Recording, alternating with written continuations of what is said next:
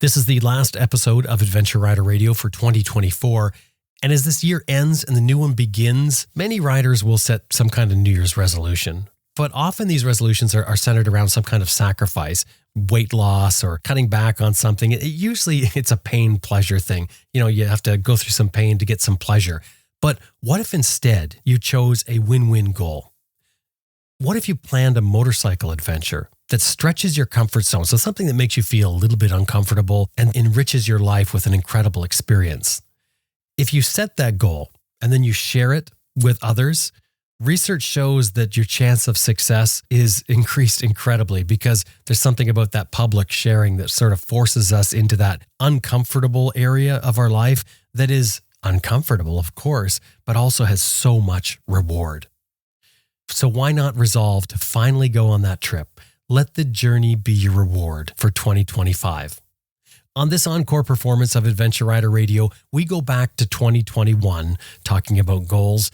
We had Keith Futcher on the show, and he shared a goal that he had of riding a motorcycle into the Sahara to see a sunrise that he saw in a magazine. I'm Jim Martin. This is Adventure Rider Radio. Stay with us. We got a good one for you.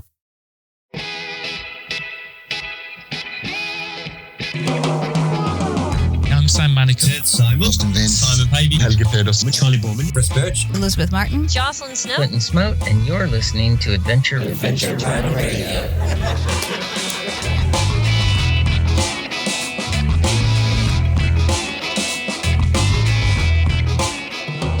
It's wind pressure that powers the Moto Breeze chain oiler. No electrical or vacuum connections. It delivers the oil to a felt pad on your swing arm. No nozzles near your sprockets. 1 ounce of oil gets 1,000 miles or 1,600 kilometers. Get more miles from your chain and sprockets. MotoBreeze.com. And Green Chili Adventure Gear offers American-made, heavy-duty luggage systems for all types of motorcycles. You can turn any dry bag into luggage using their strapping system. And of course, Green Chili Adventure Gear is tested in extreme weather and terrain to withstand the abuse that adventure riding gives it. Tough, reliable gear. GreenChiliADV.com. Cycle Pump is the best tire inflator for motorcycles. It's made by Best Dressed. It'll inflate your tire in less than 3 minutes. Founded, assembled, and warranted for life in the USA. They also distribute Googletech filters. CyclePump.com.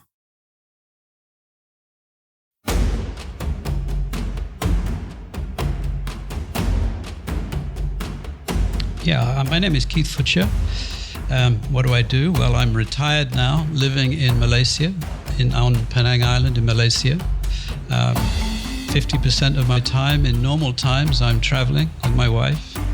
50% of my time, I'm living here in this island paradise and enjoying everything that Malaysia has to offer, which is a lot.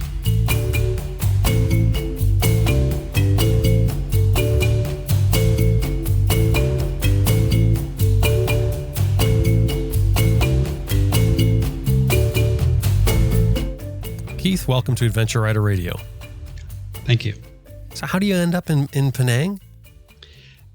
Well, I left the UK in 1980, thinking that I was going on an overseas contract for a couple of years. And I left with my wife and our newborn baby. And we went first to Hong Kong. And the thing is, it gets under your skin. And in no short time, both of us clearly understood.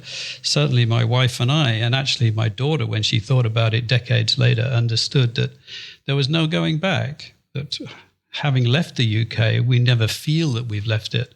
But equally well, we've become expatriates. We've become global travelers.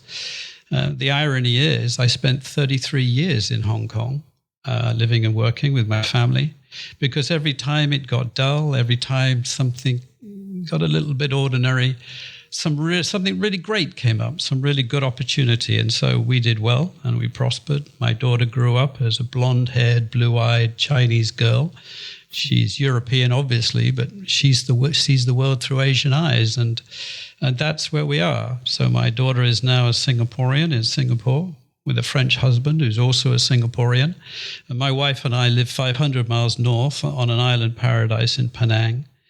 Why Penang? Well, living and working in Hong Kong, a busy, busy place, commercial, hot pot. The realization didn't take long to us that we would, when I finished work, we would inevitably move away, because in Hong Kong you work. So we chose Penang as the island that we first visited in the 80s when we came here for a holiday. And so we came and moved here, and it's a very cosmopolitan island. You can live very well, great communications, pretty well everything you would need, and yet it's still an island paradise. You mentioned there it sort of gets under your skin. Is it travel that gets under your skin or Asia? I think all of those things get under your skin, but I think the truth is that if you get on a plane to travel to another country, not to holiday, not to visit, but to live there for a period of time, and it may not be much of a time, may not be very long, but if you do those things, then you end up just liking the fact that your life now has two dimensions. You're still who you are. You're still where you came from. And you go back from time to time and you instantly revert to being that person with maybe a different sort of background to what you had before, but not much different. In England, I'm English. In England and I'm in Yorkshire, then we talk about Yorkshire cricket, we talk about football, we talk about what we're doing in Yorkshire, but then you get back on the plane and you come to wherever that is. So if I was going back to Hong Kong, that overnight flight, some switch would take place and you would land and you would be the Hong Konger that you were before. And you would talk to people about things in Hong Kong, the global perspective from Hong Kong. So the more places you go, the more places you do that, then the more multifaceted you become. And that becomes really quite intoxicating to have that within you. And perhaps the issue about, our big trip, becoming motorbikers at 70 and going on wild trip to Africa was part of that. My belief is actually that you can be what you want to be if you put your mind to it. And in the case of the motorbiking, we wanted to be full-on motorbikers. Ridiculous as that seemed to our families. And that's what we did. And then we proved the point by doing a full-on motorbiking trip. And now having done that, we know that that is not enough. We need to do more. We need to get back on our bikes and go somewhere wild to do something else. At some point, you mentioned that you sat down and you looked at a glossy photo in a glossy magazine. Yes, I did. Can you talk about that? It's happened before, Jim. I can be sitting there and I could be flicking through a magazine. I could be traveling and flicking through a magazine, and I do that a lot. And I'll see something and I'll just ask myself, there'll be something about that image, something about I've read. And the question I ask is, I wonder how great that must feel if you can do that. For my 60s, I did an endurance race in Namibia because Namibia, endurance running, the desert, all of those things just sound so magical. And never having run a marathon in my life, I set to do that. And so in my 70s, that same switch happened. I was looking at a magazine and there was just these three guys, much younger than me, but not young. They looked hard travelers, but they looked decent people. They weren't bandits. They just looked adventurers. And they were very nonchalantly standing around or draped on Royal Enfield motorcycles. And in the background, you could see they were coming from mountains and there was a huge valley below them. And it just looked so dry and arid that automatically you sort of assumed they were in Africa and you assumed that they were heading somewhere deeper into Africa. And I just thought, oh my God, that would be so good to do that. And at 70, when people are saying you stop doing things, that wasn't the issue. The issue was, why not try it? Why not give it a go? And I don't mean half-heartedly. You'd be determined. And the only way that you can do that is just keep that vision in your mind and just take it one step at a time. So what is the first step? And then you take the second step. Now, in this case, I just thought it would be really great if I could do this with some select companions where we would have a small group and we could then share the total ridiculous situation that we're in, the total absurdity of us three guys setting off to do such a thing. And of course, everybody we told about this, especially our close family and friends and my wife and others, they just protested. It's ridiculous. It's an absurd idea.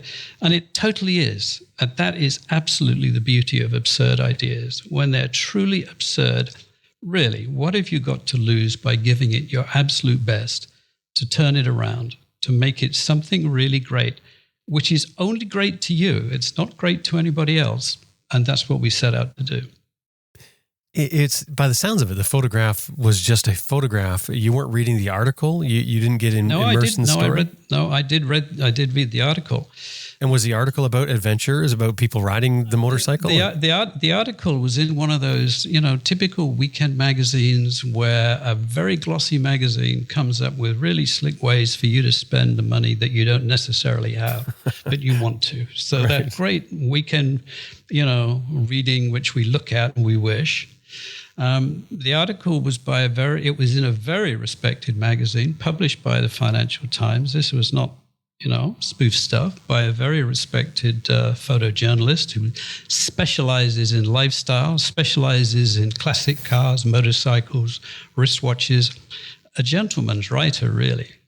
And he wrote about this short trip he did with a group of guys. And, it touched all the right buttons. This was off-the-road riding at a pace where you were in touch with the countryside, where your heartbeat was in sync with the running of your motorcycle engine. And when they needed to stop and camp, they stopped and camped and wild camped where they were around a campfire and had simple food and drank a little bit of whiskey, spoke about life, sang a few songs, and then went to sleep under the stars. That was the gist of the article. The Boy Scout in me just wanted to do that. You mentioned that you did something at 60. Is this Keith? Is this you? That sees these things and comes up with these, somebody would say, harebrained ideas, where you're going to go off and do something ridiculous? I think that is me, and I would like that to have that on my epitaph, probably. I think that is me, but it's not always necessarily harebrained. I did a PhD for the same reason at 50, because I just wondered what that felt like to do it. And that took 4.5 years, and that changed my thought processes in a way. Not significantly. It was just a shift towards clarity and accuracy. So it doesn't. So if I was going to sum that up, Jim, it's that I believe that every decade you get an opportunity to decide who you want to be. You can look at yourself, looking back at the decades that have gone before, and you can decide, what is it you would like to be? What image do you want? What person do you want to be? And I don't mean in a sort of weird mental way. What do you need to do to make yourself a more interesting person? And then you set out to do it. And particularly if you move around in your life, because when you step off a plane and you can go into a new country, you become the people that people perceive you to be. So if you're a shy guy and you get off a plane and you go somewhere where people perceive you to be actually not a shy guy, you're actually not a shy guy. You live up to other people's expectations. So the world is literally our oyster. You can be what you want to be. I remember reading some research along those lines where they said that personalities aren't so much built into us as we take on the roles that are vacant or that are required for the area. So in other words, if you were in school and you went into class and there wasn't a class clown, you become the class clown. It's totally. I think that's absolutely true. And it's not new news. It's been researched, as you say, and writers have written about it for decades. Interesting books.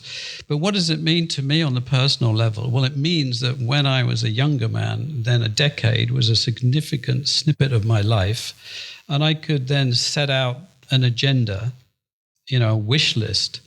But it was important to say that you did the things that you needed to do to move it in the right direction. So when I was 50, I set out to live a life briefly of being an extreme athlete, doing an extreme marathon in Namibia. And it is just absurd to think about it. I was never going to be that sort of athlete. I mean, the people that I was living and racing with were all of those things, men or women. I mean, these were superb athletes, incredible feats of endurance. And I was a plodder, but I got to the end. I did it. And I have my little medal, but that's not important. The important thing was that experience, that living with endorphins in high in your bloodstream all the time under a desert sky of night stars, when you can almost touch, satellites and the space stations whizzing ahead in a night so clear and so full of stars that most of us never see it because we have so much ambient light in our lives. That was just great. And I came back and I had to recover. I was a bit bashed around from that. But I never forgot it. And then the thought was, do I go back and do that again somewhere else?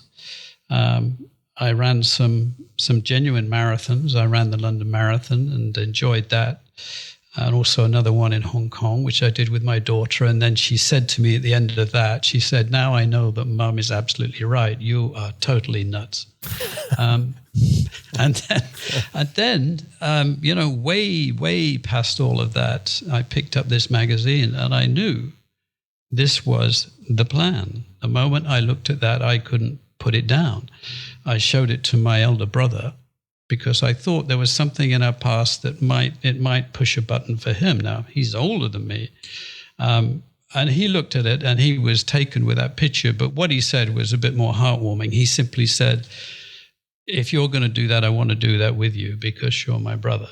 And so we did that together. And I had another friend who I felt would be the perfect complement to us two. And he said the same thing. He said, I can't take my eyes off of that picture. And yes, I'm coming with you. And so we set off. We set off at ground zero. We needed to get those licenses. And that meant that we needed to go to all of the schools, all of the training, and try and ride these big bikes. And it was scary. Let me jump back to the marathon phase.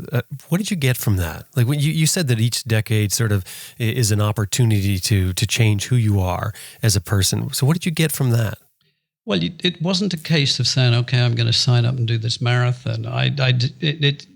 This thing has a process. I'm a very methodical sort of person. So I knew what I needed to do.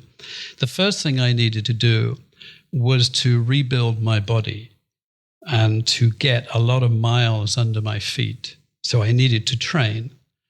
And I didn't have the faintest idea. I had this idea that to run a marathon, you start at the beginning and you run for 25 miles without stopping. That was my view of what a marathon was. And then I started reading into that and starting talking to people who were marathoners. And I learned all about how the body works, how we convert this fuel store that we have into energy, how in that process we create byproducts which our body has to expel, not merely just out of our lungs, but physically out of our bloodstream, we have to expel things. And if we try to do that faster than we can expel it, then we get clogged up with toxins that we have to deal with. I learned what physiology says hitting the wall meant, that basically that our body could not cope with that toxicology, that we had to look at it.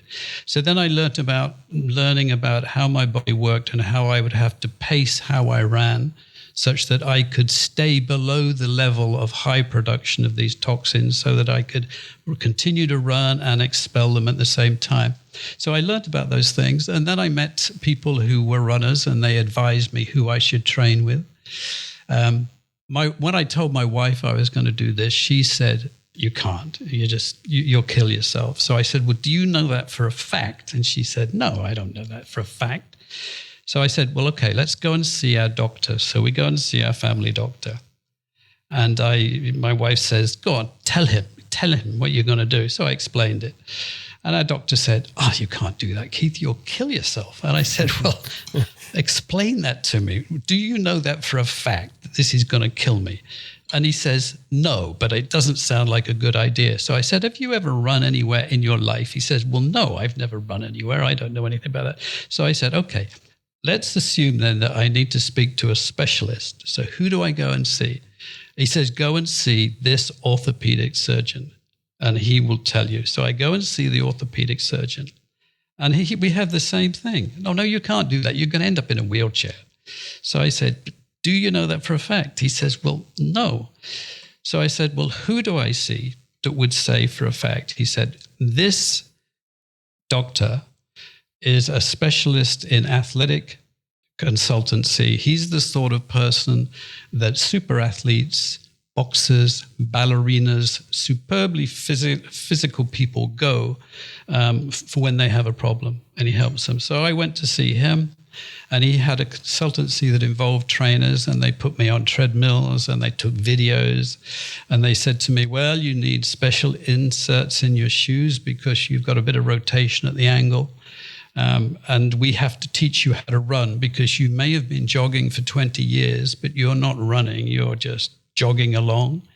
Your middle body needs to be totally rebuilt. And so I started work. And after 9 months, I used to get in my business suit and get in my elevator and go to the office, and I used to look around at the people in the office, and I used to think to myself, go on, just punch me in the stomach and see what that's going to do to you. Go on, just punch me.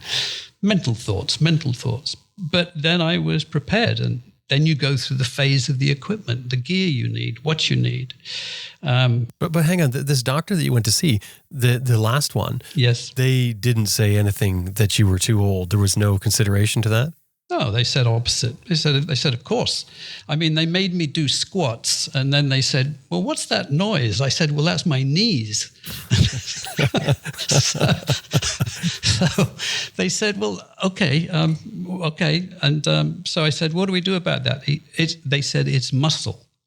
And they said to me something differently to what everybody else has said. They said to me, this is probably the best investment that you're ever going to make in your life doing this. Because he said, what we're going to do is we're going to take care of all of those sporting deficiencies we see. And so we're going to rebuild your body. We're going to up your core strength, because I didn't know this. And I don't know if you know this, Jim, but runners run a lot from their core muscles, particularly when they're tired, particularly when they're exhausted. It's the core that keeps the body together. And that's what they needed to build. So they were going to build a new core. They were going to build a new undercarriage. They were going to build that lower body. They were going to turn me into a new guy. And so I got up at 4:45 every morning and went training, and then maybe went to the gym to work out 3 times a week. I worked out with a specialist trainer as well. And then at weekends, I would also do quarter marathons, then half marathons, then with a light rucksack, then with a medium weight rucksack. So I would be coming back from a dawn start on a Sunday morning over the hills in Hong Kong, meeting happy families, going out with their children for a bit of a hike. And they would see me coming towards them, and I could hear the whispers. I could just see it on their faces. The child saying to the mother, Mummy, what's that man doing? Why is he like that? And her whispering back, well, he's a man, darling. They do this. And so after 9 months, I was about ready for this. But of course I wasn't. I thought I was ready. I thought I was minimalist packed. I thought I could live on 2,000 calories a day in the most meager weight of food that you could. I thought I could just live in my running kit for 6 days, sleep in the basic accommodation that we were provided with, live like an animal, and get through this. And I did, but it wasn't easy, but it was just fabulous. It was just so fabulous. I recommend it to everybody. You went to the first doctor. He didn't say what you wanted to hear. You asked for a second opinion. He didn't say what you wanted to hear. You asked for a third opinion. They said what you wanted to hear. Did you go for another opinion after that? I didn't just disbelieve them. I questioned them on why they would say that. And when they said that they themselves actually categorically didn't know for sure that was true, then out of respect to them, I realized I was asking them the wrong question. So I kept going till I found people who could give me the correct answer, which was the rationally correct answer. And the truth is, we don't know what we can do until we really push ourselves mentally and physically. And I don't mean that to be an endurance test. I don't mean that to be horrible, because when you're doing something that you really want to do, no matter how tough, you're inclined to still want to do it. And so I've got heroes in my life, and they are people who just seem to, typify that attitude. And I don't believe I'm a special, Jim. I believe this is true of everybody. This glossy photo that gets you on your next adventure, you looked at it, you got inspired. You mentioned you talked to your brother. So do you form the whole plan in your head as you're reading that, or does it take some time to sort of bake for you? Vaguely. Yes, you do. I mean, I sort of sectionalize it really rather than planning it in great detail. So in that case, it was really simple. What did we want to do? Well, the objective was to metamorphose ourselves into that photograph. And we each had that photograph, and we still each got that photograph. So we knew what we were setting out to do. And so the minimum was that we needed to be able to handle these motorbikes in this terrain. And we knew that we had to do that, in keeping with the laws of the land of Africa and Morocco and Spain, because we would also be leaving from Spain. So we needed these licenses. And we decided at an early stage that we weren't going to short circuit this. We weren't going to just try and get bits of paper by any sort of short way. We wanted, I use the phrase, the covenant of the three was that we wanted the real thing. There was no doubt in my mind that these three guys in this picture had spent decades on motorcycles. They could handle them in any scenario. They were true motorbikers. And that's what we set out to be in the minimum time that we could do it, to everybody's satisfaction, the trainers, the instructors, the people who would test us, but more importantly, to ourselves, and even more importantly, to the many motorbikers that we were sure to meet on our way. We did not ever want to come across as a phony. And so that was the challenge. And we were going to go down roads that we thought were long closed to us. This is a scenario in our life where when you want to renew your driving license, you have to fill in a form that says that you're still sane and that you can still see and you've still got 2 legs and 2 arms. So we were stretching plausibility on this. Well, you're 70 years old and you're not even a motorcyclist, and you're going to do an epic adventure. I mean, I was 69 coming on to 70. Sorry. My brother was 74. 74. So that's what I mean. So I mean, surely the people you run into as you're describing what you want to do, I mean, even you're looking to go and take motorcycle lessons, they have to sort of step back and look at you and think, well, okay, there's two dimensions to that. First of all, let me just tell you a fact of life. You're far too young to get this. In fact, anybody who is younger than me is far too young to get this. All I'm saying is this, is that from a 70-year-old's eyes looking out, providing you have your health and you're all in one bit, which is a big question mark, but providing you do have those virtues, that from your 70-year-old eyes looking out, you see a world through 30-year-old eyes. Your mind does not tell you that you are 70 years old, okay? The frustration is that you are 30 years old and you've woken up one morning with somebody's body that you don't recognize and it's holding you back. But the truth is, nothing's changed. As far as you're concerned, you think the same way as when you were 30. You want the same things you had when you were 30, and you are ambitious as you were when you were 30. Actually, you're more ambitious because part of your mind tells you that there is a clock ticking and you now need to move twice as fast as you did when you were 30. Besides, at 30, you were a wastrel. You wasted time. And when you're at 70, you're not in the business of wasting time. So that's the only difference. Okay, you are a 30-year-old in a 70-year-old body. And there's that barrier that you have to overcome. That between your brain, that's the 30-year-old, and the real world, that barrier in between you is the body. Well, it's also your wife and every mirror you look in. But that's true. And also, when I say your wife, I actually mean all the people who love you become concerned that you're going to do something really stupid and kill yourself. Well, the truth of the matter is that might be true. But if you're having fun doing it, wow, that's quite a proposition, isn't it? Because the alternative is bleak. But that's a very negative way of looking at this subject. So that's it. Yes, we were those age. And the point that you were coming to, we looked out at the world, setting out to become full-on, top-notch motorbikers to then do a full-on, top-notch motorbike adventure.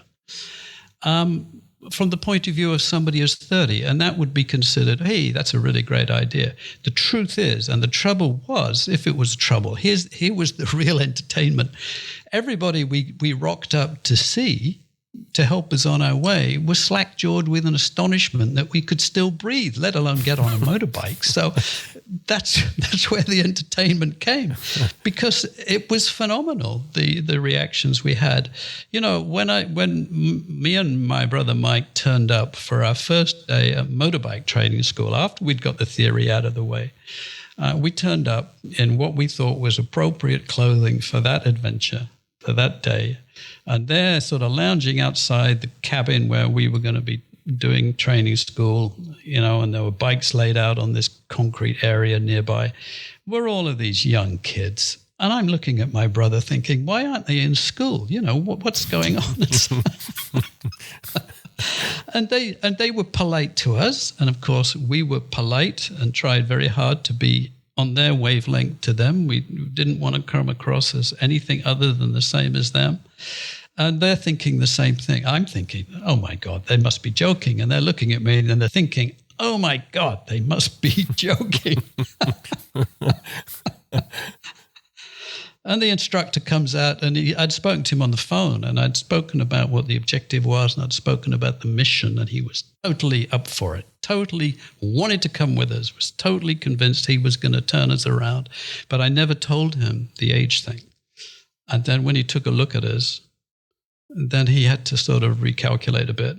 And so he said, okay, this is a one-day training course, but I think in your case, it's going to take 3 days. And I said, why? And he says, oh, your reflexes are different, and I'm thinking, here we go. So.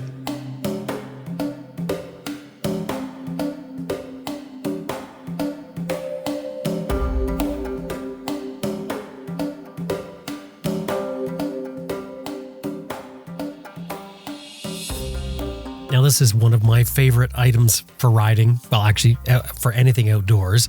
That's Pearlie's Possum Socks, the official sock of Adventure Rider Radio, because these socks are the best cold weather riding socks in the world. Really the best for anything outdoors, I always say. But they're made from a special blend of merino wool and possum fur. And they're designed specifically for riders. In fact, Duke and Margot, the owners of Pearlie's, are adventure riders as well. So they totally get riding. Then they're serious into it. So they understand what we need for a sock designed for riding. They feel incredibly soft, but those natural fibers are really, I think, what makes Pearlie's Possum Socks incredible. Yet the knit is done so that you don't have seams that will drive you nuts. All that technical stuff in the background is done to make them fit in our boots. They're shaped well for boots, but it's the fibers, those fibers that keep your feet warm, even if they get wet or even if your feet sweat. Because a possum and a sheep, which is where merino wool comes from, live in the outdoors in a cold, wet climate. And guess what? They survive. They survive because those fibers wick moisture away from their skin, reducing heat conduction to the outside, which would otherwise kill them. It does the same for us riders. That's why your feet tend to feel dry, even if your foot is damp. For riding motorcycles, you need to keep your feet happy, and Pearlie's Possum Socks make happy feet. I'm wearing them right now as I speak. Pearlie'sPossumSocks.com. Anytime you're dealing with them, mention that you heard them here on Adventure Rider Radio. The best cold weather riding socks on the planet. Pearlie'sPossumSocks.com. I've been using double take mirrors for years now, and I use them for a number of reasons. But above all, it's quality and performance. Like your stock mirror that comes in your motorcycle has a solid shaft that many times mounts to your brake reservoir and maybe your clutch lever. And when your bike hits the ground, mirrors are usually the first thing to go because that solid shaft for the mirror is almost designed to break. And many times it'll take out whatever it's mounted to, like your master cylinder or your clutch lever bracket. But you'll notice how stock mirrors also often show more of your shoulder than what's behind you. Well, that's another thing that double take mirrors solves. So double take mirror is basically a system made up of two balls. One ball is mounted to your handlebar and the other ball is on the mirror itself. Between those is a specially designed arm with sockets on either end. One end goes on the ball on the bar and the other end goes on the ball on the mirror.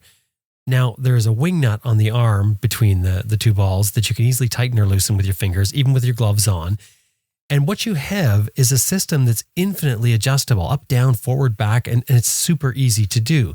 It's easy to fold down. So like when I put a cover on my bike, for instance, I'll push the mirrors down because it's just so easy. When I'm off-road, I may drop one right down. I may drop both of them down depending on what I'm doing. Or I may just change the angle of one so that when I stand up, I can see behind me. And then when I sit down, I can also see behind me in the other mirror. So the ball and socket mount make it super easy to make adjustments. And because you don't need to tighten them up real tight to stop the mirror from moving, that means that when the bike is dropped or the mirror hits a tree branch, it just folds out of the way. You don't have to worry. And besides, you don't actually have anything to worry about anyway, because get this, double take mirrors are guaranteed for life. What they say is, you break it, we replace it. Nobody matches our warranty. It doesn't get any better than that. And it's also a sign of a really high quality product when a company will do that. The owner of Double Take is Ned Cease. Ned is a serious rider. He rode the Dakar. Anyway, the website, doubletakemirrors.com. Anytime you're dealing with them, throw in there that you heard them here on Adventure Rider Radio. Doubletakemirrors.com. How many 70 plus year olds did the instructor teach before you guys showed up? Did you ask that? I did ask that. He said, he didn't say none. He didn't say a lot. Mm-hmm. But I remember sending him a photograph. When we'd finished the trip, I sent him an email with a photograph, what I call our version of the glossy photograph in the Glossy magazine, which I've sent over to you. I sent him that photograph and I said, well, against all forecasts, we made it. And I'm really sorry for crashing your motorbike 4 times, but we did make it. And he came back to me and he said, somebody had come into my office that day and was with him when that email arrived. And he was asking him whether he was too old to learn to ride a motorbike because he was really keen to do this. And he said, I just showed him your photograph and said, no, you're never too old to do anything. And I think that's true. The whole getting your motorcycle license, though, that wasn't that easy. That wasn't 3 days for you. No, we got off to a great start. I mean, all three of us had sufficient brain power to get through the theory without any trouble. When it came to, in the UK, you have to do this in phases. Well, in Europe, you have to do this in phases. So you have to do a thing called compulsory basic training, which is enough in one day for most people to get a certificate to say that they can ride a 125cc motorcycle with L plates on without any other supervision. And so this involves going through slow maneuvers, going through high-speed maneuvers, open road, 2-hour ride with an instructor assessing you.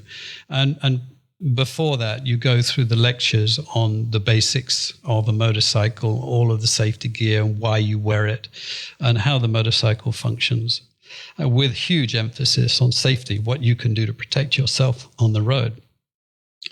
And that we got through, not in that first day. He wanted us to do that in 2 days, which we did, and that's fine.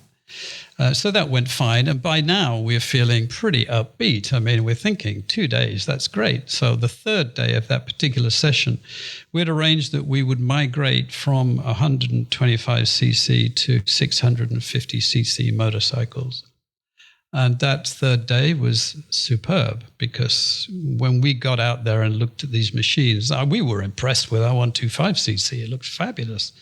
But when we got out there and he had 3 of these machines lined up, this was a different animal.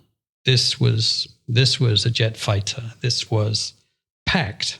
Absolutely, the frame is packed with components, finely milled machinery, big wheels, everything big. The chain drive, massively bigger. You just knew, looking at these motorcycles, you were dealing with a whole different creation.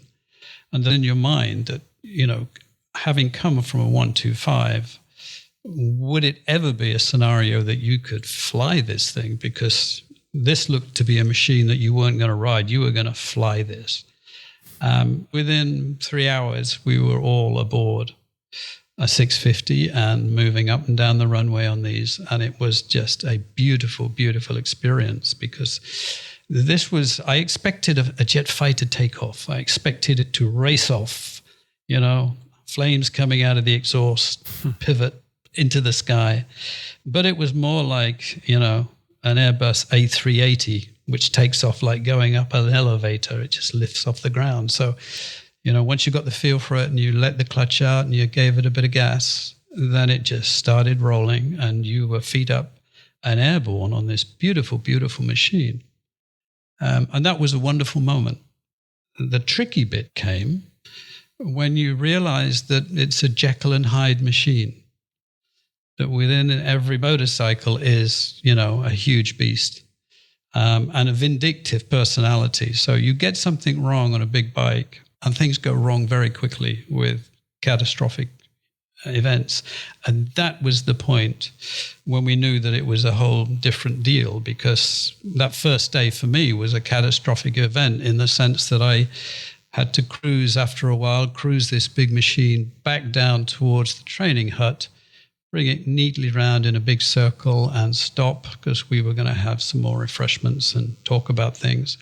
I came off that corner and stupidly thought I need a bit of brake, and I touched the wrong one. I just briefly just mirrors into the front brake, and then bang, front wheel locked, and I was flown off it, and the machine was down. It was like an explosion. It was just 1 minute things were fine, 1 minute things were not fine. And for me, that was a turning point.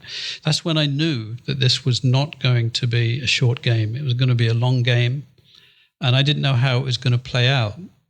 And so I tried for a period of time, you know, lockjaw determination. This is a question of me or this machine, and it's not going to be the machine that wins.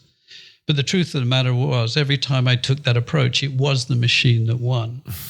And so I'm training on a big open concrete area. This is an old Second World War bomber airfield. You know, this is a big area, flat, complete.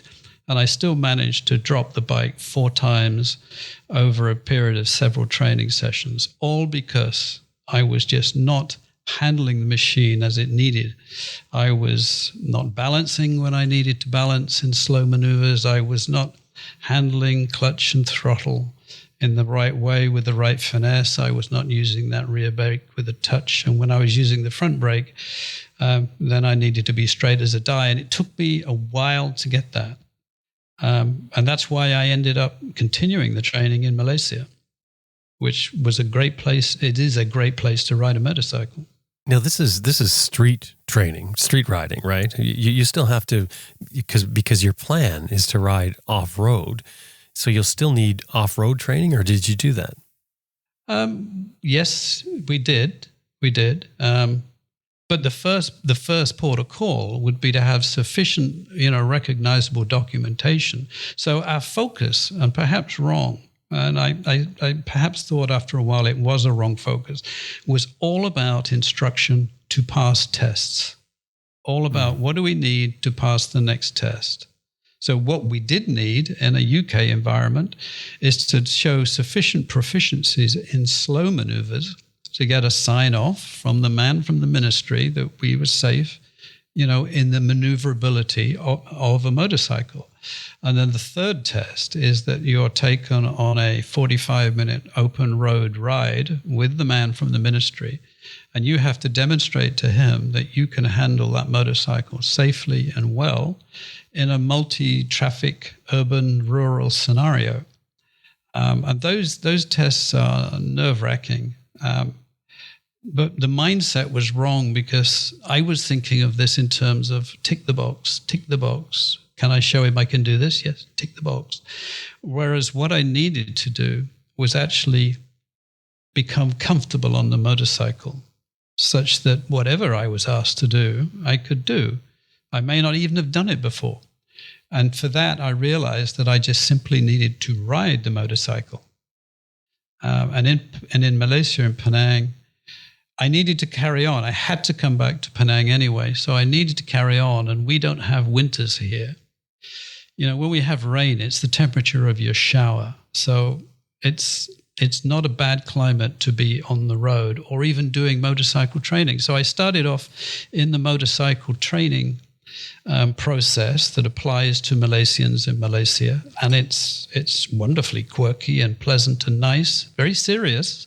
You know, the people who are watching over you all the time are in blue uniforms. These people are serious. But it was pointed out to me that I had such an old driving license that had been converted from my UK one to a Malaysian one, that I was already licensed to ride a 250cc motorcycle in Malaysia. So I thought, well, why am I going to a training school when I simply want to ride? And I was legally allowed to do that. So I went to a dealer. And I love motorcycle dealers because unlike car dealers, motorcycle dealers are people who are really trying to fit you to a machine. I know they're selling the stuff. But frankly, these motorcycle dealers are motorbikers talking to other motorbikers. So I think it's a better language, a better conversation. Mm-hmm. And so I bought a 250cc Kawasaki, which I loved. And then I got up every morning at pre-dawn. I got up about 5 every morning and simply rode it for 3 hours. So I rode into the night, into the dawn, into mixed roads scenarios and rode, 4,000 or 5,000 miles.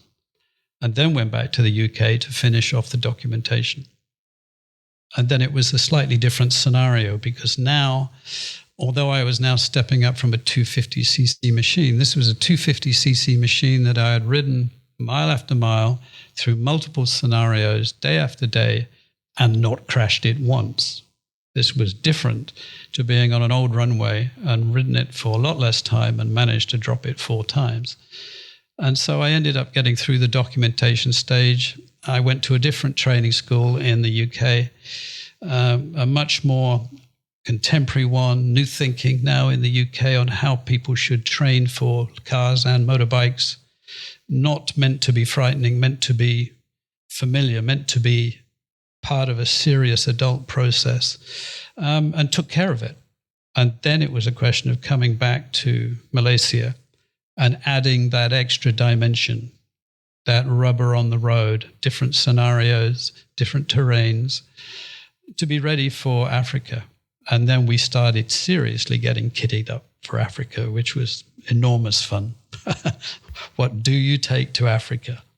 What was the plan, from the outset? Well, the plan was that we were going to get the licenses and then take the next step. The next step meant that we would buy bikes, then we would head to Africa. That's as far as we had thought. However, the big however in this was that unfortunately at this time, international terrorism raised its heads in, of all places, Morocco, which is an incredibly beautiful and peaceful country. But there was the dreadful incident of the 2 Scandinavian women who were beheaded, in the hills, mountains of the Atlas. And this happened about 2 to 3 months before we were heading there. And suddenly, our family and friends were saying to us, ooh, this looks to be worrisome. It's one thing for you to go out and be idiots on motorbikes. It's another thing if you're going to an area where, robbers and bandits and terrorists are rife, which was the appearance. So at that stage, we decided we needed help.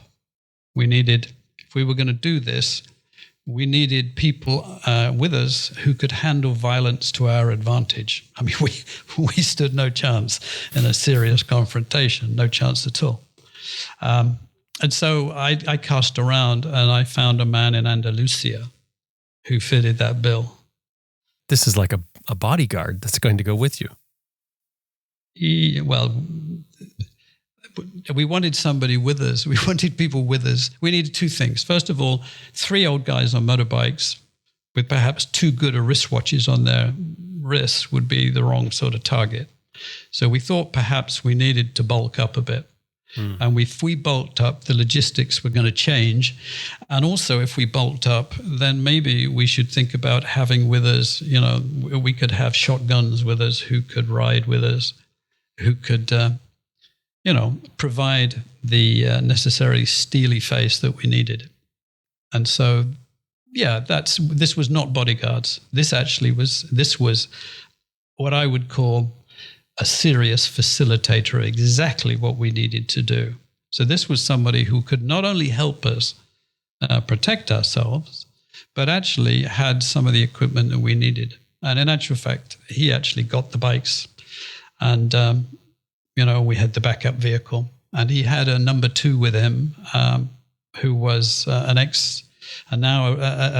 previous combat zone photographer, journalist of great repute. He had seen combat situations for nearly 3 decades, lived a life that none of us could possibly endure in South America and in Afghanistan and in the Middle East.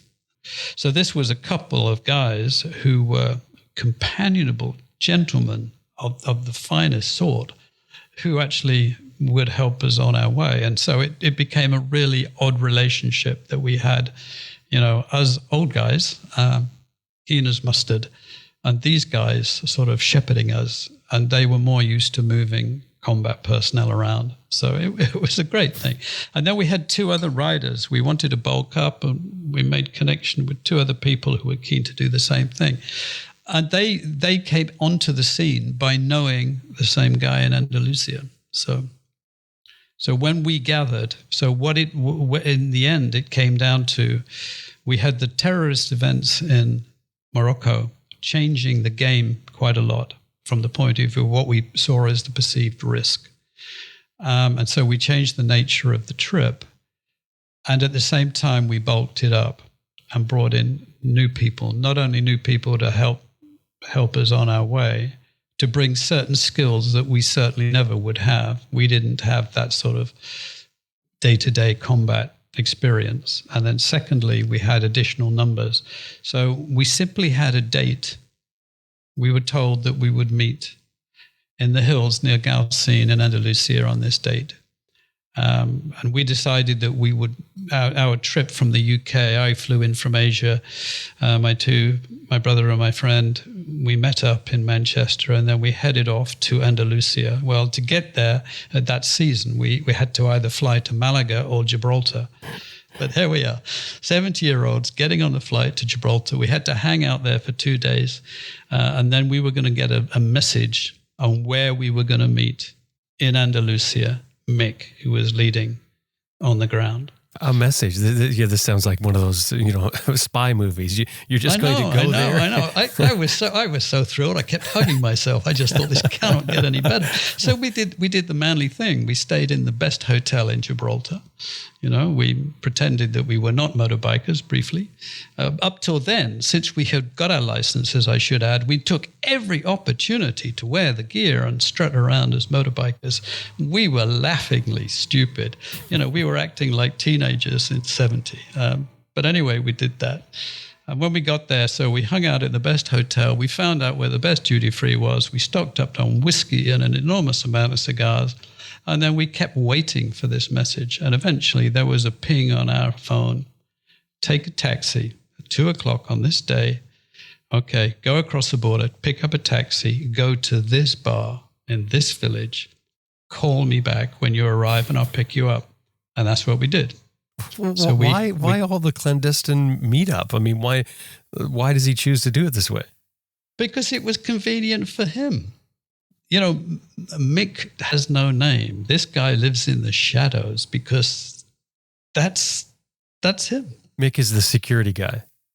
Mick is the man in charge. Yes. MIC, Mick. And you don't know anything about him as far as last name, etc. This is just. Oh, I do. Okay. He is. I do now. Yes, of course I do. And of course he is the real deal. By the way, he is totally authentic, and he can see huge humor in all of this. I mean, he just thinks this is.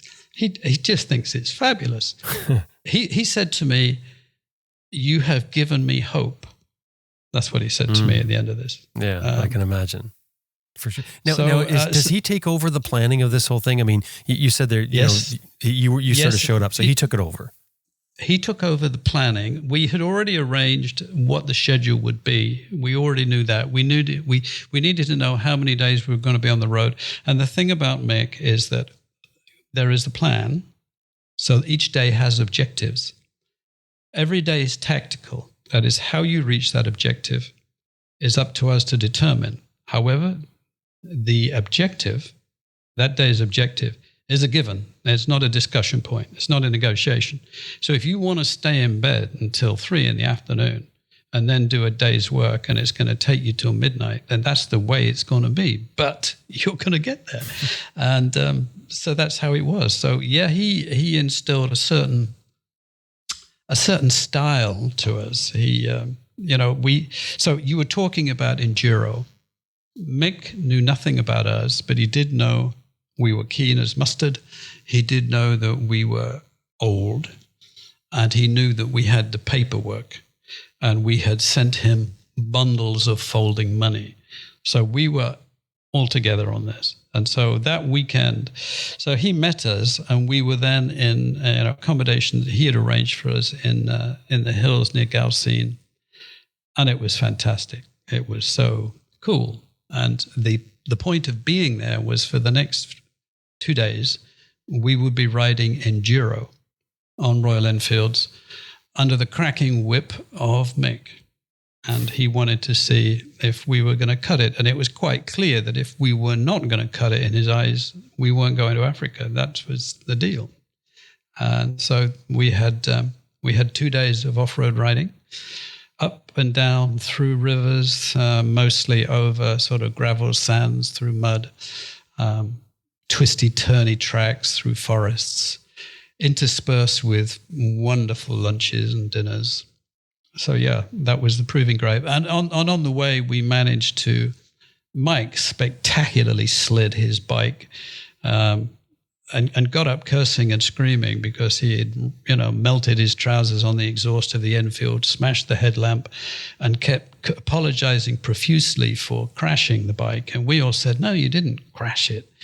You slid it over really bad gravel, and if you had not stopped it on the edge of that, you were going over a cliff. So, Mike, we think you did a pretty good emergency stop. So I got bogged down, managed to get it bogged down. We all had in that 48 hours a lot of reasons to think that we were not going to cut it. And on the Sunday late afternoon, Mick said, okay, we better get back because we've got to repack everything for Africa. So then we set off. That was your sort of hurrah, I guess, at that point. You knew you passed his test. That night, he said, we got to get, he said 3 things. We're going to get back. We're going to get repacked. I've got to rejig my Range Rover. He has a very ancient Range Rover that runs with the precision of a Rolls Royce. He is that sort of guy because he takes care of all of his own mechanicals. So he said, I've got to rejig the Range Rover for long distance desert, which I thought sounded wonderful. That's just what I want to do. And then he says, Jason, who has Jason has as an individual I don't know how many lives he's got, but he's lost more than 9 and survived. I mean, he has been next to people who have been killed by roadside devices. Jason is the photographer. Photographer. Well, Jason is actually Mick's friend, and he had nothing to do, so he was co-driving with him.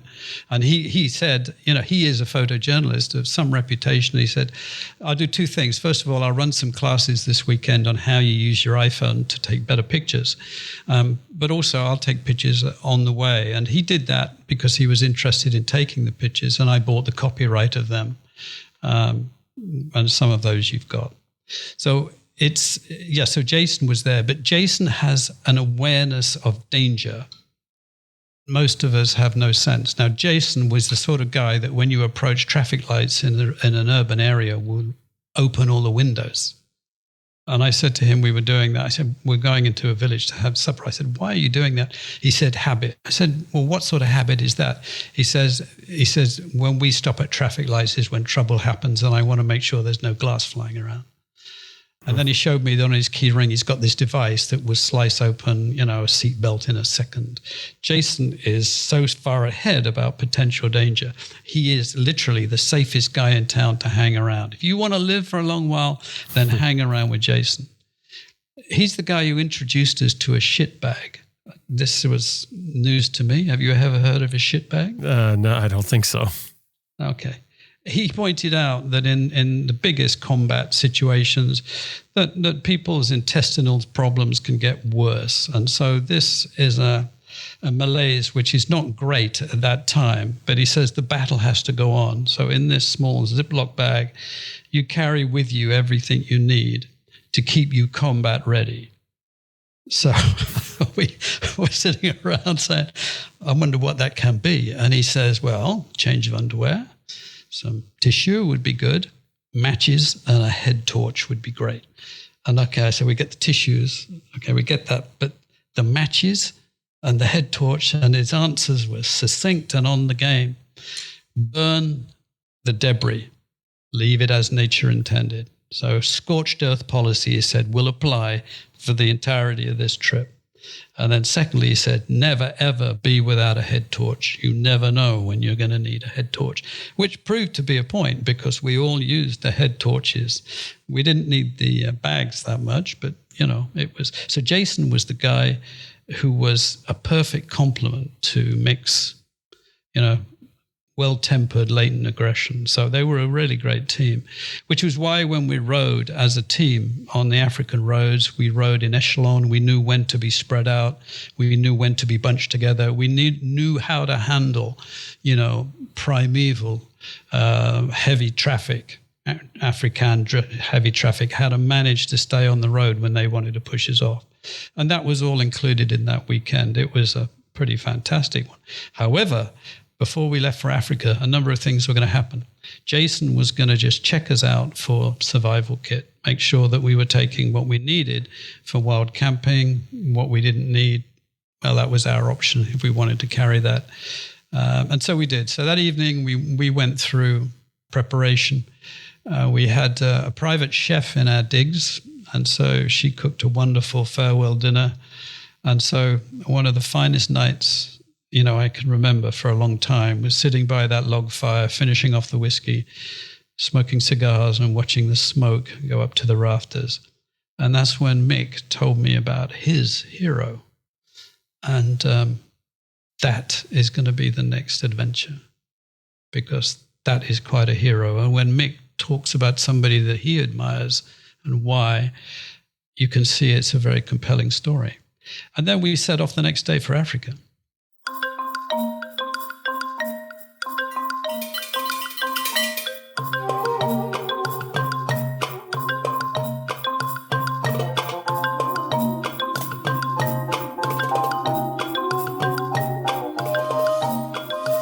One of the best mods that I've done to my bike is switching out the stock pegs for IMS Products foot pegs. IMS Products started way back in 1976, and everything they've learned over those years goes into their full line of motorcycle foot pegs. They have a peg for literally any riding style, from their large ADV1 and ADV2 for long-distance riding and fire roads, on down to the Core Enduro series for riding rough technical terrain, even racing.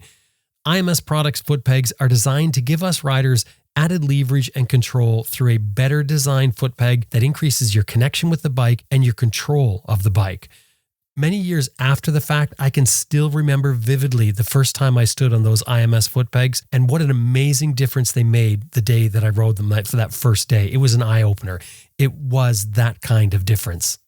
IMSproducts.com is the website. Anytime you're dealing with them, throw in that you heard them here on Adventure Rider Radio. IMSproducts.com. Who is Mick's hero? a woman called Winifred Wells.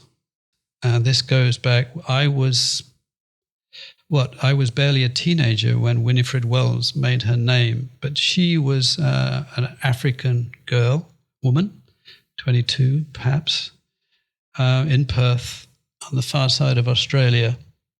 And she grew up in a sort of semi-urban existence in Australia. Parents were middle class, well-to-do. She was a bit of a tomboy, and so when she was 15, she told her parents she really wanted a motorbike, and they laughed at her. So she saved up enough money, and she bought a motorbike, an old motorbike. And then she went to the Melbourne Motorcycling Club, which was totally male-dominated, and said she wanted to join. And, of course, they laughed as silly. So she turned up for some of their track events and beat them, so she became a member.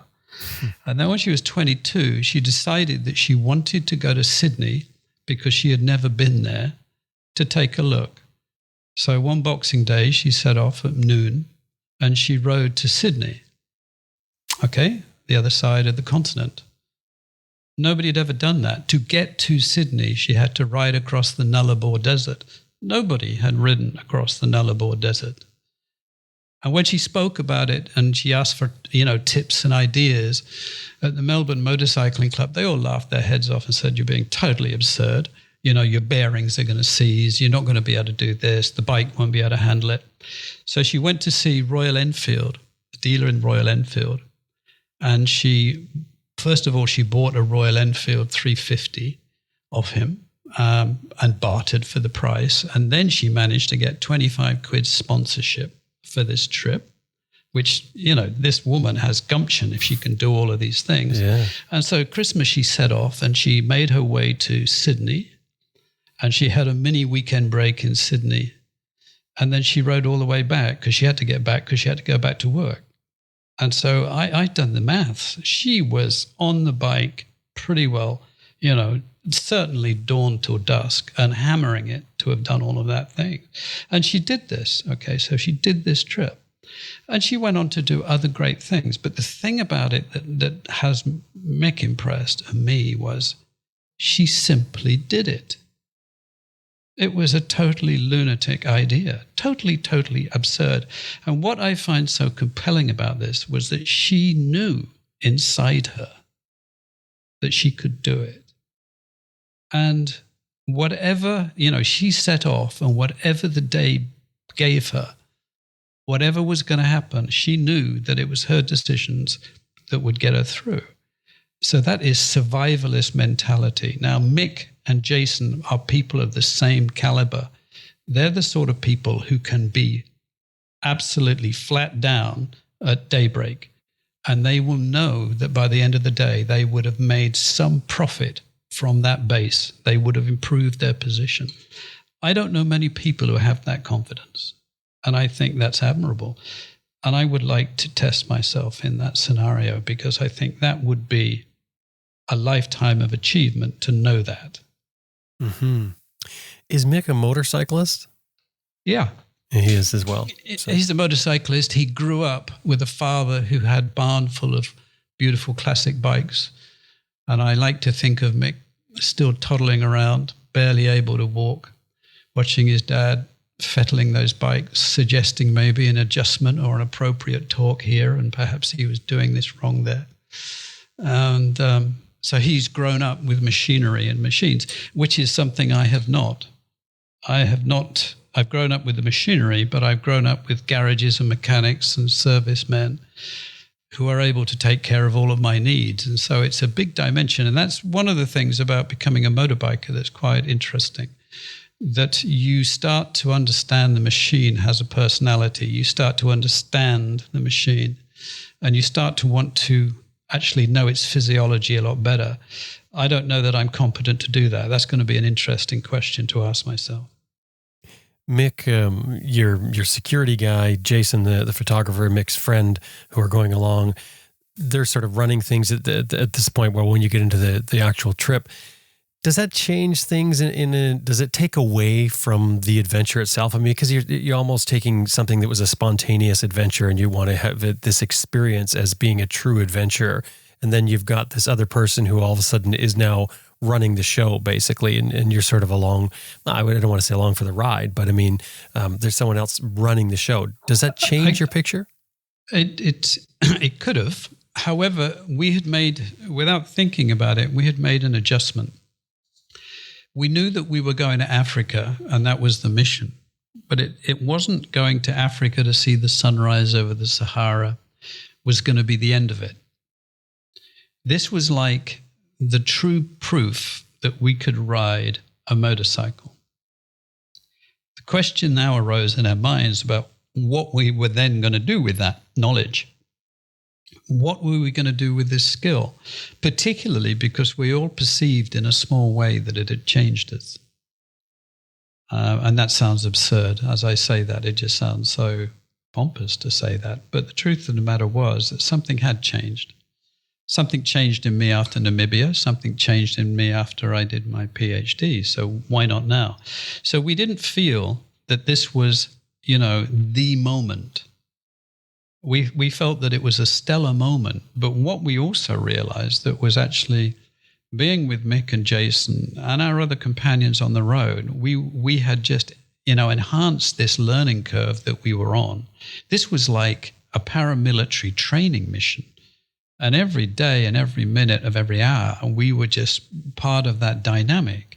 I mean, I have this unfortunate characteristic that when I want to communicate with people, I tend to watch their mannerisms, hear their language, hear how they speak, pick up on all of those characteristics, and I end up using it myself. And it's well-intended. Please understand that's well-intended.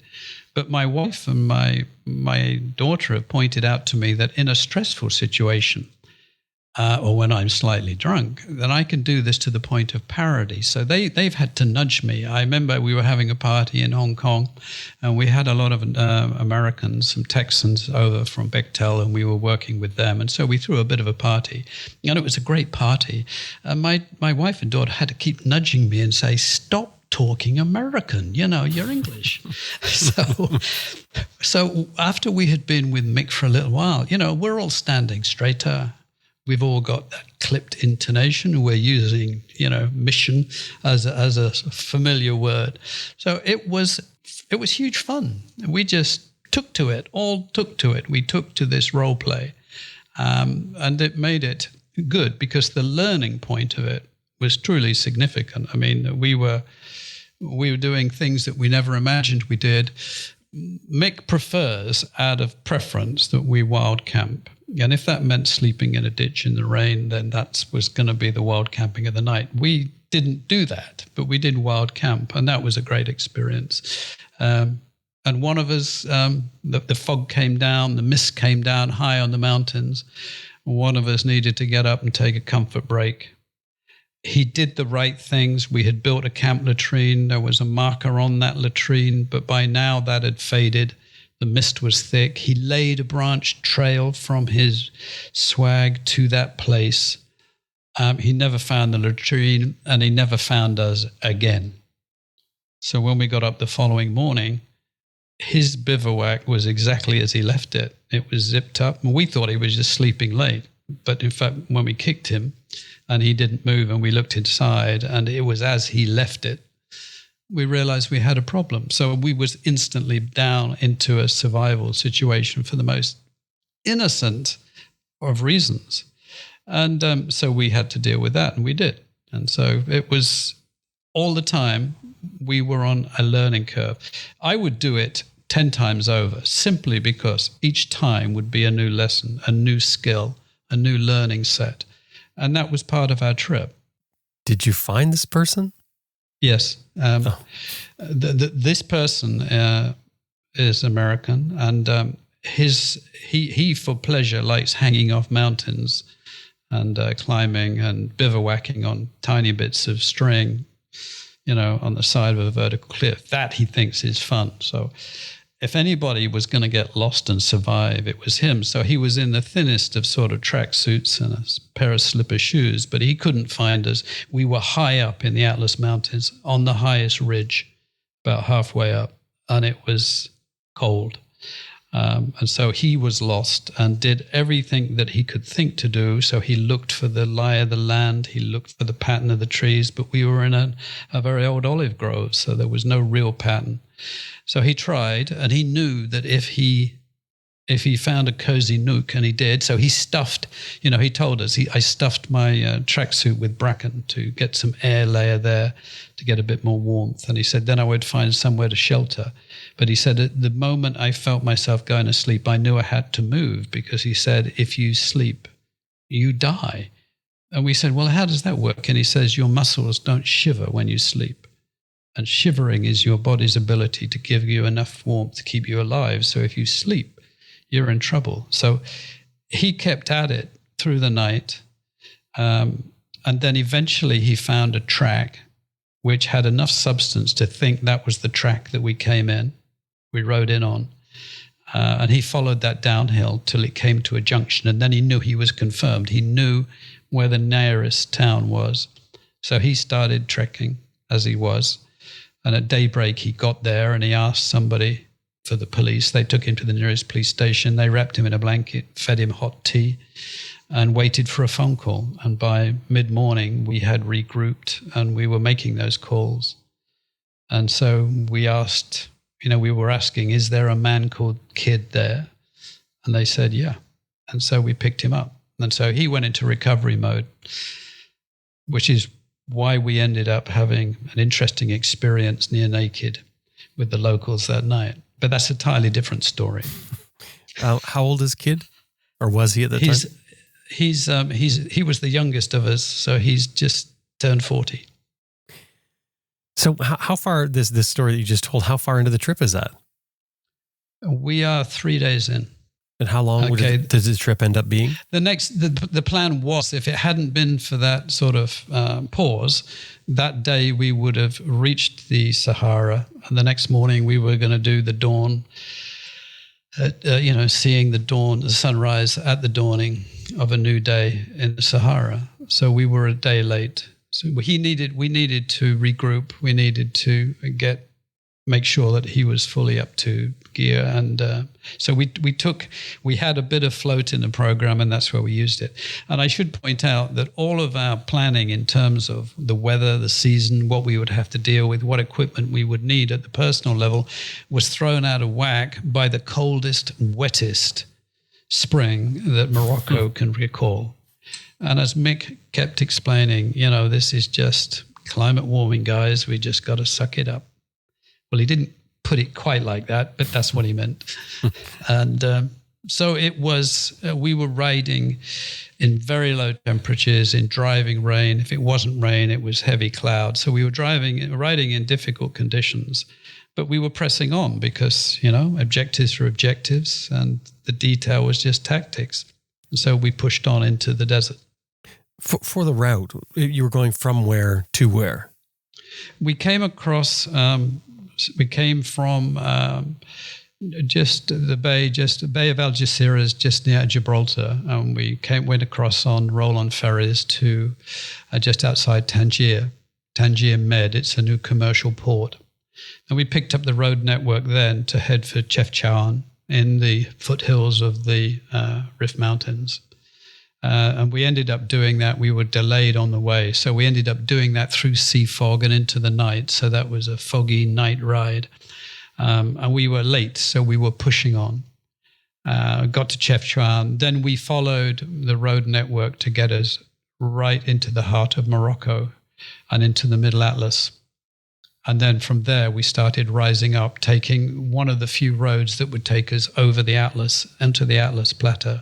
The Atlas is two mountain ranges with a high, arid, spectacular, austere plateau between the two. And so this incident happened when we had ridden the Cirque de Jafir, which is, a ride of enduro legend in the sense that it is the most magnificent mountain territory with a very spirally, tiny track taking you down to the base of it.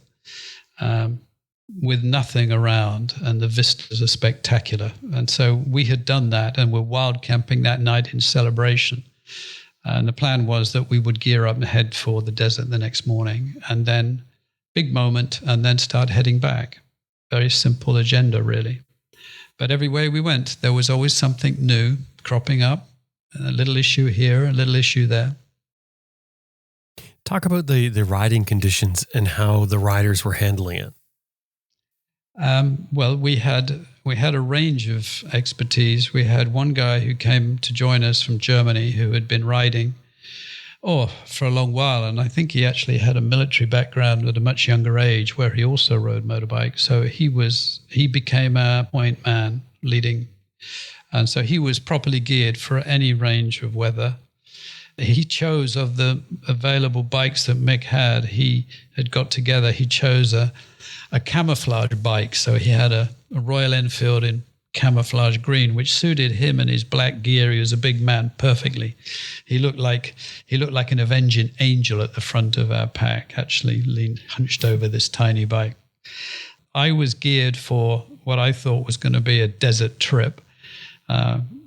The kid was also geared for James Dean Meets the Desert. My older brother was a little bit more like our German friend, but lighter loaded. And at the back was my friend from Yorkshire in England, David, who was wearing summer riding kit because he thought it would be so hot. He brought along a mesh jacket. So we were doing this ride in much lower temperatures, in high ground than we expected, with the added burden of either driving rain or quite heavy cloud base. It's interesting. Driving rain, cloud base, which is the worst? I'm not sure, because a cloud base is like raindrops frozen in the air. It's just like heavy dew just hanging there. It just seems to be a wall of water, a wall of mist that you're going through. It's like rain without speed. And so that was every day. We had downpours. When we were in the Sahara for that dawn, that night, this was now April, should have been much higher temperature. The temperature fell, and for the first time in nearly a decade and a half, the rain fell that night, just a little bit. But by the time we packed and started reversing out of that situation, the rain started. They had nearly a year's rain in the weekend. So when we took the desert roads back out of the desert, instead of them being flat, sandy, gritty surfaces, they were just mirror ponds of water. Just be a mirror pond, and then you would speed on beyond that, and then you would see the shimmer like a desert oasis in the horizon. And as you got closer to it, you realized it wasn't the sky. It was, in fact, a mirror finished water. And we couldn't dare hit that with speed because we weren't sure what was going to happen when we hit it. So we had that start to get us out of the flat of the desert. So we had about 30, 35 miles of that before the land started to rise, and we went back into the mountains, where now it was just absolutely torrential rain, which we rode through for that day. So we got all the way back to the high middle Atlas in one day. And then that night the snow fell. But it was okay the next day. We had new crisp sight lines. We could see the tarmac, and so we pushed on. Is there at any point where any of you actually thought that you're sort of in over your head? I suspect the kid had some worries when he got lost, but do you know what? I don't think we did, in the sense that we were too busy in the moment. We were just too busy. Whenever we stopped, for some wonderful black Moroccan coffee or some honeyed tea, the conversation was about, this is the moment. This is a stellar moment in our lives. And we were strutting around like giants of men by then. And we would meet people who would see the bikes parked up and would want to know what was going on, because this was a very unusual grouping of bikes. And they would come over, and then they would tell stories about when they had bikes or perhaps had ridden a bike like this. And every one of those was a great story. So we never felt bad about it. We never felt that we were over our head. We were just too excited. We were just too in the moment to be fearful. there were moments when we were riding when I thought we were pushing the limits of our capability. When we were night riding, and we knew that we had to overtake slow-moving traffic, and we knew that it was heavy on both sides, and this was an individual decision, but we knew we had to do it. But then we became very conscious that we were totally at one with the motorcycle. We realized we needed torque when we needed it. We tended to be in the right gear. We would make that decision. We played it safe. We were sweeping wide. We were checking, and then we were just going full throttle for it and pushing on. And so when I recall it, I just felt that this was the Starfleet, and we were just maneuvering through difficult skies with enemy all around us, and we just flew it. And at the end of it, we were like a squadron of heroes. We loved it. Talk about the sunrise or the sunset. Which was it you were after? We wanted the sunrise. We wanted to see a new dawn arise over the desert of the Sahara. And we had chosen Erg Chebai because it is stereotypical desert. It is high sand dunes.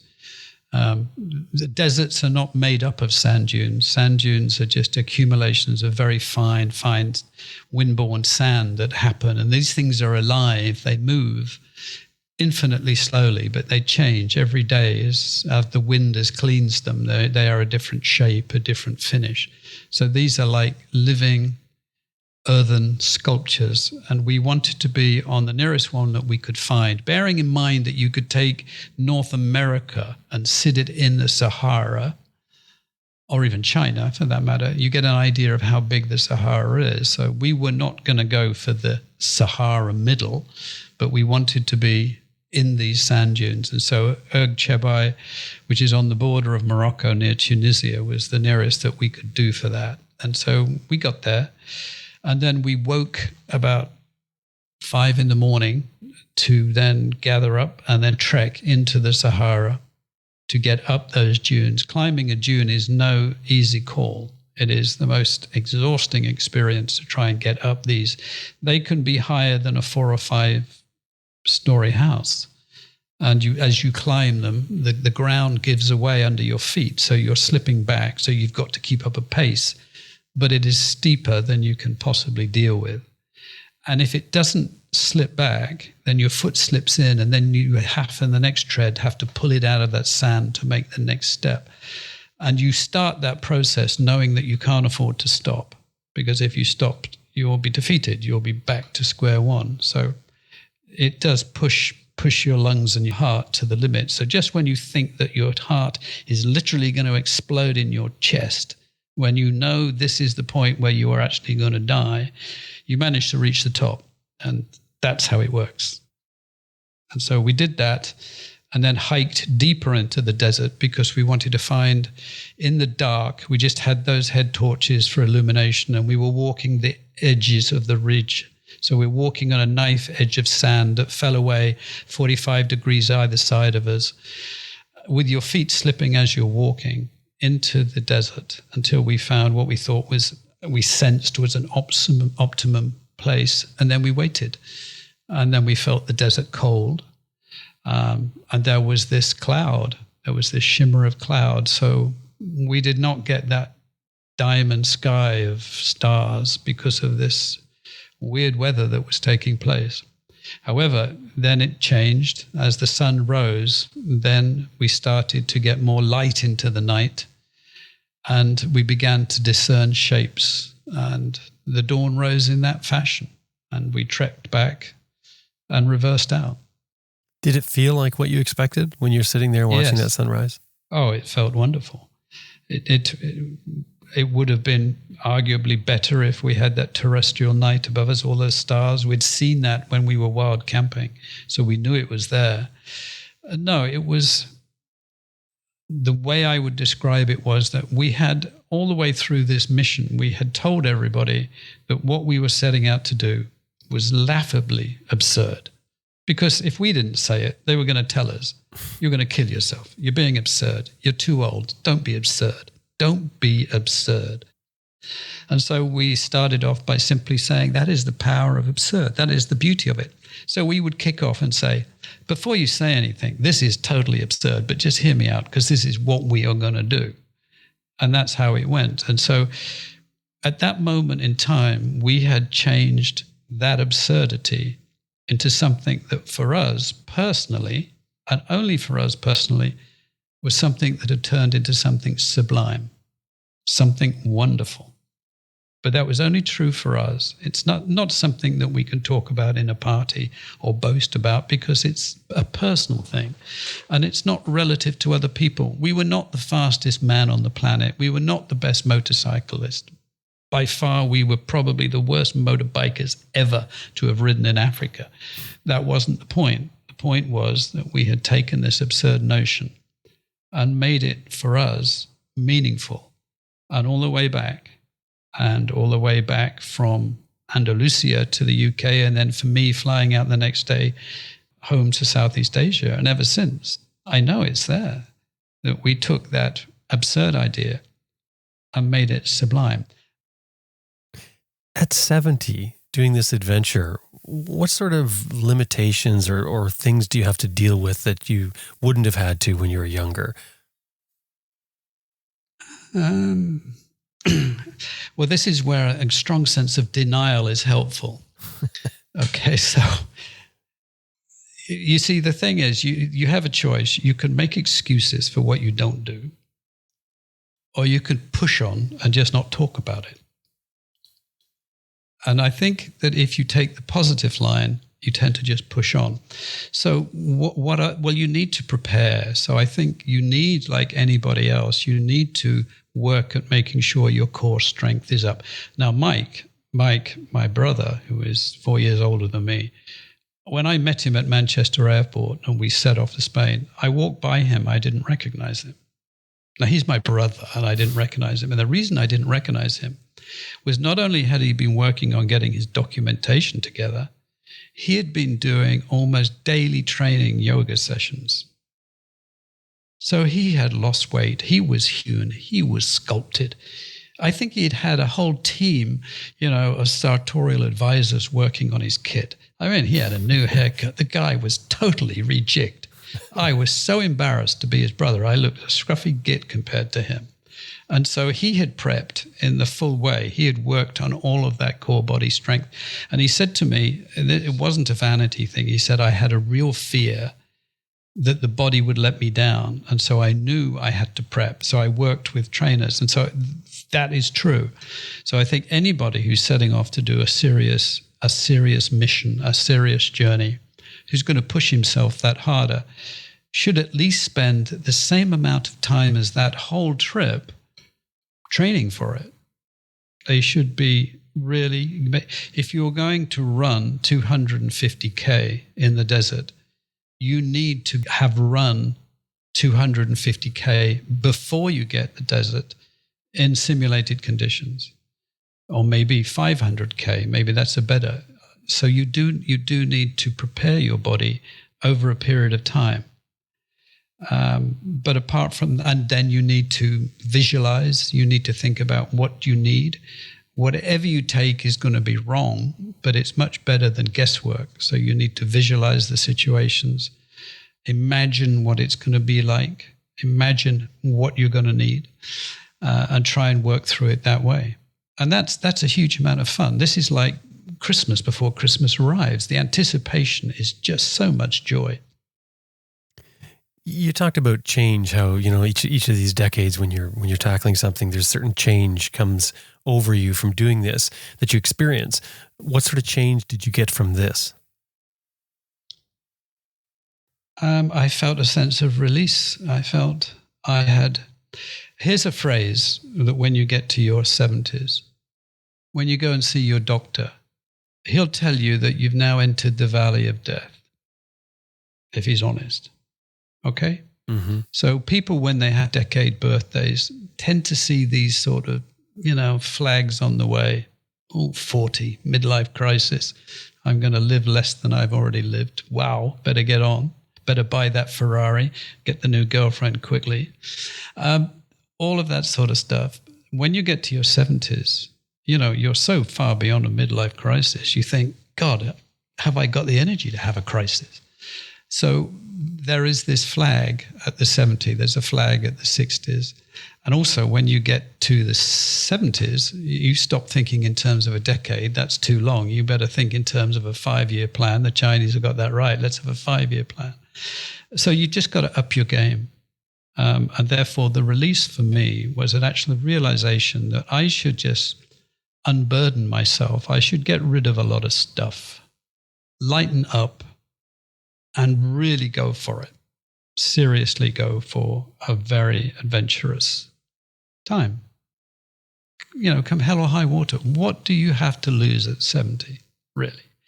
You know, you are living for yourself, but you're living for the people who love you, but they want you to be forever 21 or 30. And that's not the way it's going to work. So I think you simply have to. You have an obligation to push harder and to live with verve and style and energy whilst your health permits you. And if your health gets in the way, then you have to deal with that as a separate issue.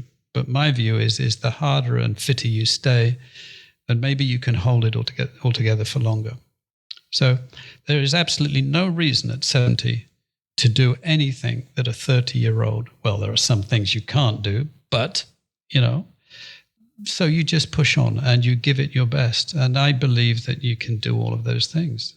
That thought process is divergent from the standard thought process of as we get older, it's time to slow down. I mean, most people think of that. You retire and you slow down and you do some things. Maybe you take a cruise. Well, Jim, who says that? I don't know. It's what we're taught. I mean, it's funny because we talk about a lot of things like this. It's all of the people around us do that because they want to protect us and nurture us and make us live longer and better. They want to keep us wrapped in cotton wool, you know, in a dressing gown with our slippers by the fire, watching a bit of TV, because we're safer that way. But we're not safer to ourselves that way if we allow ourselves to have that mentality. So I think that is a truism that we live, but I don't think it's a valid argument on how you should live your life. I was going to ask you what the 80 decade has planned for you, but I guess I really should be saying is, what does the next 5 years have in store for you? Well, first of all, the motorcycle has liberated me. I know that's a very odd thing to say, but I can see now why so many people migrate from motorcycles to become pilots. And I don't mean pilots of big planes. I mean pilots of microlights, pilots of the smaller plane, because that has now thrown in that dimension that we don't have on motorcycles. You know, on a motorcycle, you're piloting this machine and you can go any way except altitude. And that's a great sensation. So add that extra dimension and add in altitude and know then that you're leaving the road and you're going to have to navigate the skies with a view of coming back or bringing it down safely in the right place is a huge thrill. Winifred Wells, by the way, went on to be a legendary pilot in Australia. So I get that. So for me, I don't currently have that aspiration. I don't intend to stop scuba diving because I've always felt scuba diving a great free release, the ability to hover over reefs and vast depths and just look at what's going on in that strange, weird other world is just so wonderful. But the motorcycle, I feel, is a great liberating force. It is the ultimate road trip vehicle. You and two wheels, which means that you have to attend to that machine. That machine is useless without you on board. And if you don't do it right, the machine is going to hurt you. So it's an interesting dynamic. And then the idea that you can just sit astride that and set off and go anywhere. There are some wonderful adventurers out there now with great blogs and doing wonderful, great things simply from that sense of personal exploration. And that is what I want to do. I just want to feel that I can continue to explore the world from my own personal perspective, because what we find in the world, near or far, is about how we relate to it. It's a personal thing. And I've always loved that. I think travel and exploration and the self-development that goes with that is the greatest luxury. I should now add that the greatest luxury actually is time. But the one that is most sensual is that exploration. To travel is to explore, to learn, and to become a new person. On every new day, you're in a new place. And I think that's great. You're a biker now. You didn't just take an adventure that was bike-centric. You've come out of it a motorcyclist. Yeah. And I'm very pleased about that, quite proud about that. I don't deserve the accolade because all of the motorcyclists I hang out with and I have as friends are so much better at it than me. And I'm continuing to learn. I just stay on the quiet side of that.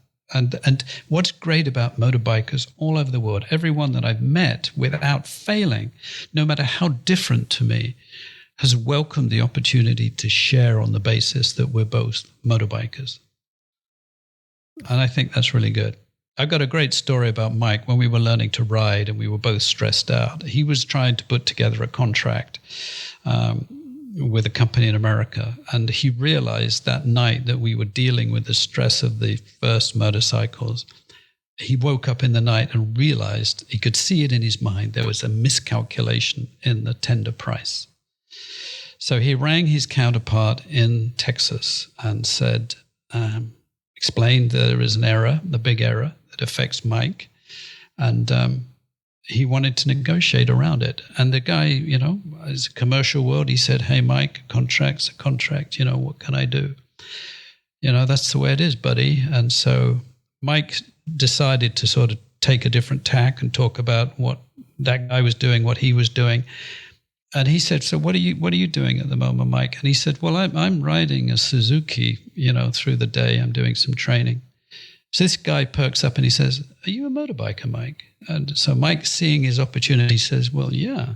Why, are you? And the Texan says, yeah, I got a Softail. I'm doing a trip this weekend. I'm going from A to B and we're going to do this. It's going to be great. And then Mike said, gee, I wish I could be with you there doing that. So then they said, well, okay, well, let's think about this. So then he says at the end, the Texan says at the end of the conversation, Mike, he said, don't worry, we'll sort something out. So I know, a strange story, but that's how motorbikers are. They don't hurt other motorbikers. The whole thing is absurd. You've said absurd several times. It's the name of a book you wrote about this adventure. Yes. What is the book about? What does it tell the reader? Pretty much all of the, if you like, my personal view on this whole idea, with the nitty-gritty, the detail of it. See, one of the things about absurd is you take it to your heart, is it's ironic. The British love irony, but it is satire. It's you're laughing at yourself. When you say, I'm going to do something absurd, it makes people smile. It makes you smile. It is entertaining to be funny. And so when I do this trip, I have, in the same way, I don't know where this comes from, but I find when I am doing these endeavors, I end up with sort of words forming in my mind, a phrase, a clause, and I end up laughing at it. My wife's noticed it. She says, if I am thinking about something that I'm going to write, she actually sees me smiling or laughing to myself. It's because these word pictures come in. So when I am on the road and when I'm doing these things, I make these notes, I put them together. So absurd is the total collage from start to finish, from the moment I saw that glossy picture in the glossy magazine to the moment it was ended as we left Gibraltar. And it was ended with me having one abiding thought, and that was of Winifred Wells, the next grand plan, perhaps. And so absurd is the story of the journey, a journey of people, a journey of change, a journey of exploration, and a journey of recollection. And most of the time, it's all about laughter. I mean, when I look back on my life and the things that I've done, I just find it enormously funny. When I tell these stories to people over dinner, we all fall about laughing because it is a hoot. What happened to us on this journey was enormously funny. It was enormously pleasurable. And I suspect that most of the adventurers you interview will tell you that it's enormously pleasurable. And everything about them has left them happier people. So absurd is all of that. It was a joy for me to do it. It was a joy for me to write it. It makes me laugh, and I think it makes other people laugh. So I did it as a worthy cause to recall all that was in this 2-part journey, changing old men into motorbikers. What a ridiculous notion. How absurd is that? However, at the end of it, they were all of those things and proud of it. And then at the same time, ending up traveling with an ex-special forces guy and a combat zone journalist in the most awful weather as we hacked our way across North Africa on this strange, pointless odyssey of seeing a sunrise over the Sahara at 70 years old. That's the book. And I'm looking forward to doing the second journey. I'm looking forward to writing the next book, because it will only be a book about another absurd notion that came to something sublime. Did you find yourself planning the second journey on your way back from the first? Yes, I did. From the moment of sitting by the fire, that log fire with Mick, I did. And it's taken shape in so many ideas, so many ways, and for so many reasons. I did. And that's the problem. You know, my wife senses it in me. There are silences. She can talk to me. She doesn't hear me. And she'll say, where the hell are you? You're in a desert somewhere, aren't you? And the truth is, yeah. And I have the route. I know where the staging posts are. I know what the machine is. I know what equipment I want. I know who I need to assist me getting prepped. I know I need training, because I have to become as wise and as knowledgeable in folklore, Australian folklore, as Winifred Wells. I need to know what's going to kill me and what is not, because she did it on her own, right? I did it in a team of people. She did the ultimate challenge. She took on the world on her own, and she did it with aplomb. And that is magnificent. And so I think she should be remembered for that. What advice, well, I hate to say advice, actually, what thought would you leave someone with if they came to you and they're saying, they're considering doing something absurd, something similar to what you've done? What thought would you leave them with? I would say, do it. Just decide on your first step.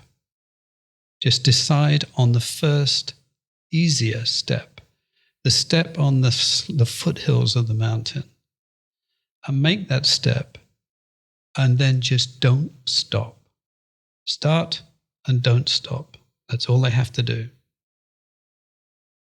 Irrespective of what happens, you don't stop.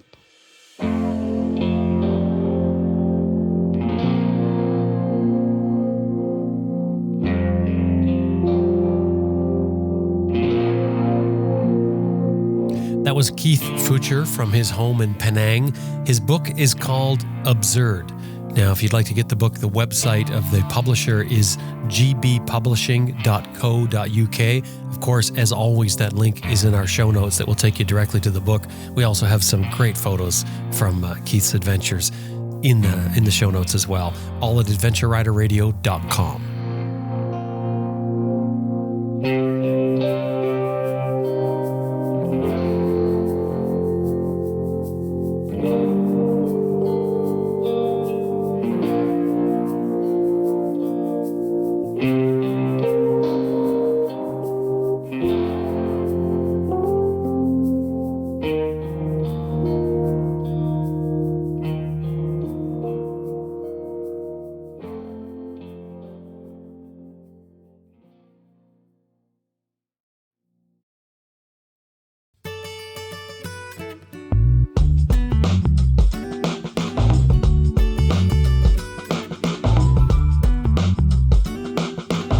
Well, that about wraps up another episode of Adventure Rider Radio, the final one for 2024. We sure hope you enjoyed listening to it as much as we did making it.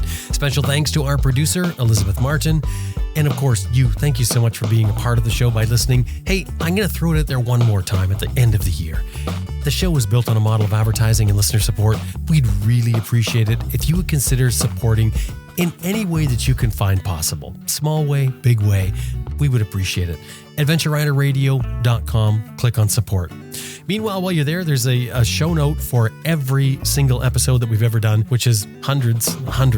And we've got Raw on there, and our series are on there, the different series that we do with the Deep Trouble and Rider Skills and things like that, all available on the website. Go by there and have a look. Thank you very much. Have yourself a great season, and I'll talk to you next year. My name is Jim Martin. Now it's time to get out there and ride your bike.